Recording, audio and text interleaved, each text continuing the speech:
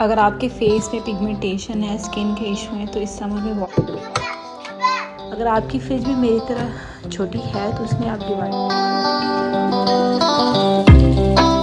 थोड़ा सा ट्विस्ट है मसाले में।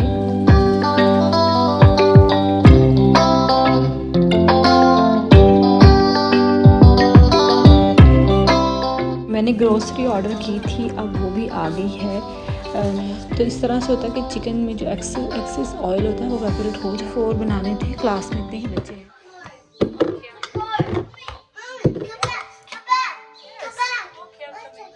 अस्सलाम वालेकुम everyone, welcome back to my channel. आज के इस ब्लॉग में मैं आपके साथ अपनी evening to night routine share करूंगी। ये वो वाला दिन होता है जिस दिन ग्रॉसरी आई होती है, हम फ्रूट मंडी भी जाके सब्जियां भी लेके आते हैं, फ्रूट भी लेके आते हैं, और बहुत ही बिजी मेरी इवनिंग गुजरती है। तो वही मैं आपके साथ शेयर करने वाली हूँ। और फिर मैं चिकन तंदूरी टिक्का बना रही हूँ डिनर में, तो वो भी शेयर करूँगी। अगर आपकी फ्रिज भी मेरी तरह छोटी है तो उसमें आप डिवाइडर यूज़ करके सेपरेट कर दिया करें फ्रूट एंड वेजिस को। इस तरह से फिर चीज़ें ख़राब नहीं होती। मैंने जो भी फ्रूट आए थे उनको वॉश करके ड्राई करने के लिए रख दिया था। जब जैसे ड्राई हुए थे फिर मैंने उनको फ्रिज में ना ट्रांसफ़र कर दिया था। यहाँ बच्चों को मैं इवनिंग स्नैक्स में मैंगो कट करके दिए थे। वाटरमेलन मैंगो, बबी, watermelon mango. Tell me. Watermelon. Okay, I will bring. बेटी मेरी ने मैंगो नहीं खाए थे, तो फिर बाद में मैंने इसको वाटरमेलन को आइसक्रीम स्कूप से इस तरह से राउंड शेप में कट करके दिए थे। इस तरह से कट करके दूँ ना तो फिर वो बहुत शौक़ से खाती है। बच्चे खेल के वापस आए थे प्ले एरिया से, तो उसके बाद फिर मैं मोस्टली प्रेफर करती हूँ कि कोई फ्रूट दूँ, कोई स्मूदी वगैरह नहीं देती। वो मैं सुबह के टाइम देती हूँ लंच के बाद। You want this watermelon? Okay, eat. Okay, eat. मेरी आदत है मैं दोनों बच्चों के लिए ना इकट्ठी चीज़ सर्व करते, चाहे वो खाए या ना खाए, क्योंकि समटाइम एक दूसरे की चीज़ देख के ना कहते हैं दोबारा फिर। तो बेटे के लिए भी मैंने कट किए थे, मगर उसने अभी नहीं खाए थे, तो फिर मैंने रख दिए थे। मैंने ब्लैक चने बॉयल करने के लिए रख दिए थे, वो उबल चुके थे। अब उनको मैं स्टेनर्स में स्टेन करके ठंडे पानी के ऊपर से गुजार कर फिर उसको रख दूँगी ताकि वो ठंडे हो जाएं। ब्लैक चने मेरे हस्बैंड लेट नाइट में जब उनको भूख लगती है तो वो खाना नहीं खाते, वो 7 बजे तक डिनर कर लेती हैं ब्लैक चने, और रात में सैलड के तौर पे खाते हैं। तो यहाँ मैं चिकन को जो पीसेस हैं उनको डीप कट लगाऊंगी। मैं चिकन तंदूरी टिक्का बनाने लगी हूँ, बहुत ही चटपटा चटखारेदार। थोड़ा सा ट्विस्ट है मसाले में।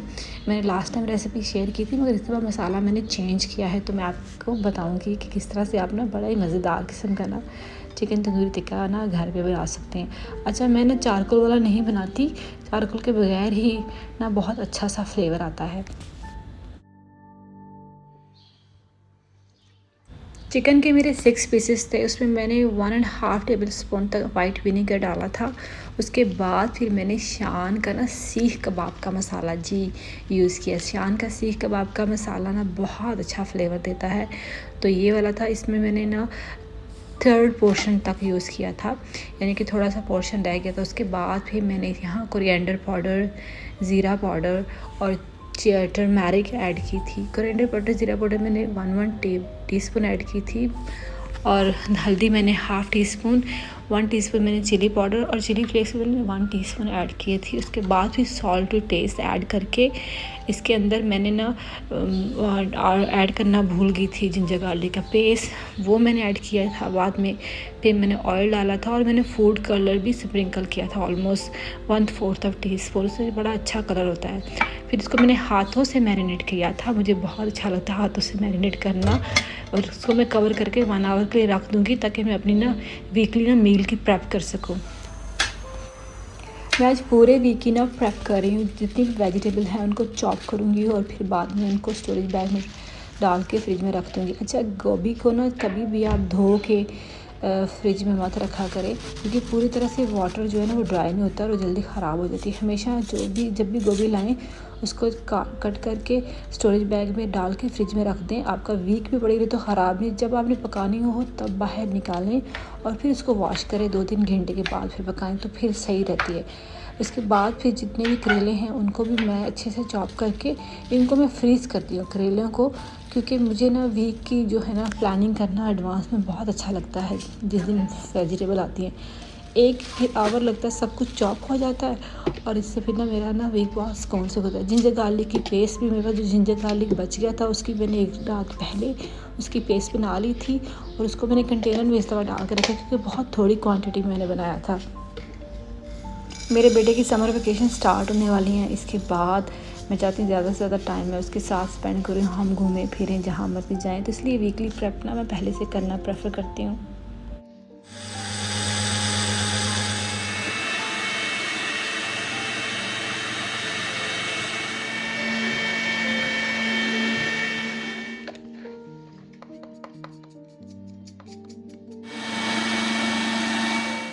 मैंने धनिया और ज़ीरा दोनों को रोस्ट करके उनको ग्राइंड कर लिया था और ये मेरा धनिया पाउडर और ज़ीरा पाउडर भी रेडी है क्योंकि ये धनिया जो था ना ऑलमोस्ट 1.5 वीक से ज़्यादा हो गया बाहर निकला हुआ, इसलिए इसको रोस्ट करना ज़रूरी है। अगर डायरेक्टली पैकेट से निकालो तो रोस्ट करने की ज़रूरत नहीं पड़ती। जो वाटरमेलन बच गया था, उसकी जो बेस पे वाटरमेलन होता है ज़्यादातर स्वीट नहीं होता, फिर बच्चे भी नहीं खाते, उसका मैं जूस बना रही हूँ। इसमें नमक डालूँगी और ब्लैक पेपर डालूँगी और ये बहुत ज़बरदस्त बनता है। अगर आपके फेस में पिगमेंटेशन है, स्किन के इशू हैं, तो इस समर में वाटरमेलन को खाएं, उसका ज़्यादा से ज़्यादा जूस बना के पिएँ, आपको बहुत रिफ्रेशिंग फील होगा। फेस भी आहिस्ता आहिस्ता क्लीन होता जाएगा। डिपेंड करता है आप कितनी दफ़ा इंटेक लेते हैं वीक्स में, ऑलमोस्ट 7 to 8 टाइम ज़रूर लें। एक मैंने अपने लिए बनाया था, एक हस्बैंड के लिए बनाया था, उसके बाद फिर मैं आ गई थी अपने दूसरे काम की तरफ। भिंडियाँ मैंने काफ़ी देर पहले वॉश करके रख दी थी, कम्प्लीटली ड्राई हुई थी। असल में हम मंडी से जब लाते हैं तो काफ़ी अच्छी प्राइस पे ज़्यादा मिल जाती हैं। मैं भिंडियाँ बच्चों को भी खिलाती हूँ, घर में भी पकती हैं क्योंकि समर की ये सौगात होती है। वैसे भी इसमें विटामिन के वाफिर मिक़दार में होता है जो बच्चों के लिए बहुत ज़्यादा ज़रूरी होता है और हमारे लिए भी। तो मैं इसलिए वीक में 1 से कभी कभी 2 दफ़ा पका लेती हूँ भिंडी। मैंने ग्रोसरी ऑर्डर की थी, अब वो भी आ गई है। मोस्टली ये होता है कि जो चीज़ ऑनलाइन प्रमोशन पे लगी होती हैं मैं उन्हें ऑनलाइन ऑर्डर करती हूँ। वेजिस और फ्रूट तो मंडी से लाते हैं, उसकी वजह से भी ना वो काफ़ी सस्ता पड़ता है। तो ये तो जो रिमेनिंग चीज़ें थी मेरी वीक की जो मुझे चाहिए थी। अब मैं ना जो मेरा मैरिनेटेड चिकन है ना उसको ना डीप फ्राई करूँगी।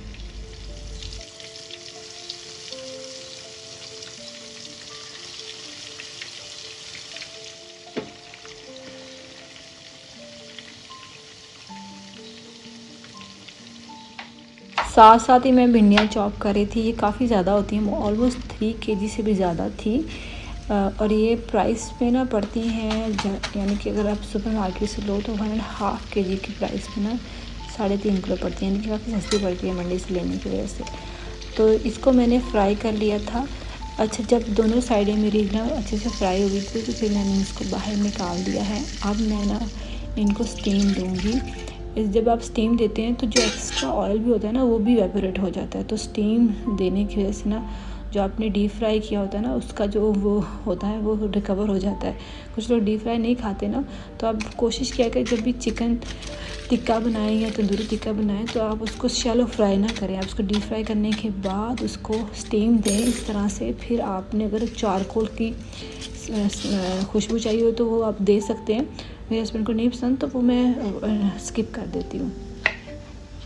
साथ में मैंने सैलड भी ना चॉप कर लूँगी। मैं कुकम्बर है आज घर में सिर्फ सैलड जो है ना कंप्लीट सामान नहीं लेके आए थे मेरे हस्बैंड, तो जो भी अवेलेबल था फिर मैंने उनको वही चॉप करके दे दिया। साथ में कुछ कैरेट थी उनको मैंने चॉप किया था। उसके बाद जो मेरा चिकन तंदूरी टिक्का था वो तैयार हो चुका था, तो अब मैं इसको ना प्लेट में लगा रही हूँ। शाम के टाइम जो बिल्कुल भी जो होता है ना ऑयल वाला वो नहीं खाते, तो इस तरह से होता है कि चिकन में जो एक्सेस ऑयल होता है वो वेपोरेट हो जाता है। तो ये बिल्कुल हेल्दी है, डिनर के लिए बहुत अच्छी ऑप्शन है। मेरे हस्बैंड रोटी आजकल नहीं खा रहे क्योंकि उन्होंने कंप्लीट वेट लॉस पे हैं, उनको अपना वेट कम करना है। मैं रोटी देती हूँ, वो वैसे ही इसको शाम में चिकन को खाएंगे सैलड के साथ।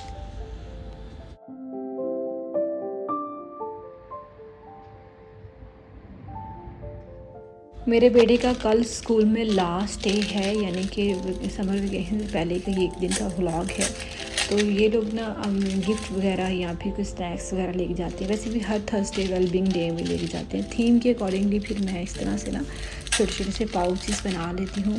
ये मैंने डे टू डे से पाउचेस लिए थे। अब इसमें मैंने डिफरेंट कैंडीज़, चॉकलेट और टॉयज़ वगैरह हैं, उनका कॉम्बिनेशन करूँगी और फिर मैं उसको ना छोटे छोटे पाउचेस बना के दूँगी जो अपने फ्रेंड्स में ना वो डिस्ट्रीब्यूट करेगा। तो अगर आपके भी कुछ बच्चों की बर्थडेज़ वगैरह आ रही हों या फिर कोई ऐसा इवेंट है, समर वेकेशन में बच्चे इकट्ठे होंगे, बच्चों को अगर एक दूसरे के साथ कुछ शेयर करने को दिल करे तो बहुत अच्छा आइडिया है। मैंने सोचा इसलिए मैं आप लोगों के साथ भी शेयर कर देती हूँ। तो यहाँ मैंने चॉकलेट्स, कैंडी, लॉलीपॉप जो भी हैं सबको मैंने निकाल दिया है पहले बॉक्सेस से। अब मैं इसकी एक एक करके, पहले तो मैंने एक एक करके क्वांटिटी डाली क्योंकि मुझे 24 बनाने थे। क्लास में इतने ही बच्चे हैं, क्लास में ना 21 बच्चे हैं, मैं 3 एक्स्ट्रा बना रही थी। तो मैंने फिर लास्ट में 2-2 लॉलीपॉप कर दिए, 2-2 कैंडी, जब सामान ज़्यादा था। तो इस तरह से किसी में 2 थे, किसी में 1 था। तो इस तरह करके मैंने पाउचेस बनाए थे अपने बेटे के लिए, जो कि वो सुबह स्कूल लेके जा सके। उम्मीद करती हूँ आज का जो मेरा व्लॉग था, जिसमें मैंने आपके साथ अपनी busy evening to night routine share की है, जो कि मील प्रेप भी था और कुछ मैंने आपके साथ डिनर शेयर किया है। और अगर आपको पसंद आया ये सब कुछ तो प्लीज़ मेरे चैनल को सब्सक्राइब कीजिएगा, वीडियो को लाइक कीजिएगा और कमेंट सेक्शन में अपनी राय का इजहार कीजिएगा। बच्चों को जो गिफ्ट आइडिया ज़रूर ट्राई कीजिए, छोटे बच्चों को बहुत पसंद आता है, वो बहुत खुश होते हैं। Till time take care and Allah हाफिज़।